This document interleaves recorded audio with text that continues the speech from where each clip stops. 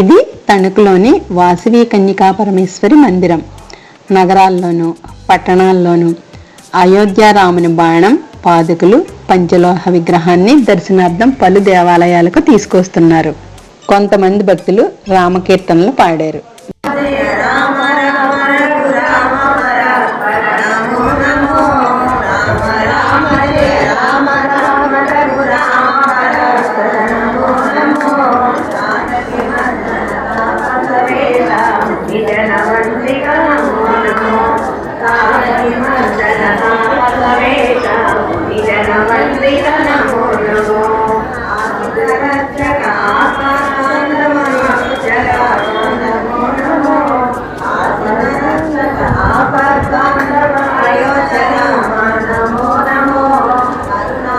మరికొంతమంది భక్తులు ఎదురెళ్ళి రామకీర్తనలు, రామ మంత్రాన్ని పఠిస్తూ ఊరేగింపుగా తీసుకువచ్చారు.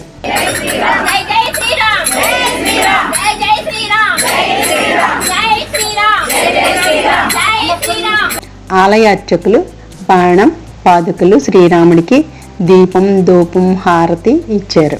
అనంతరం భక్తి పారవస్యంతో ఎంతో మంది భక్తులు దర్శనం చేసుకున్నారు. బాణాన్ని, పాదుకలను 13 కేజీల బంగారంతో తయారు చేశారటండి.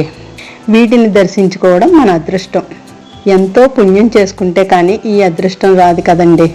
ఎవరైనా చూడని వాళ్ళు ఉంటే ఈ వీడియోలో మీరు దర్శనం చేసుకోవచ్చు. కేజీ బంగారం విలువ మన ఇండియాలో ఉజ్జాయింపుగా 1,44,00,000.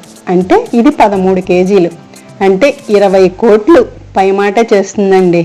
20 కోట్లు విలువ చేసే బంగారు బాణాన్ని, పాదుకలని, రాముడి విగ్రహం, శ్రీరాముడి పంచలోహ విగ్రహాన్ని మీరు దర్శనం చేసుకుంటున్నారు.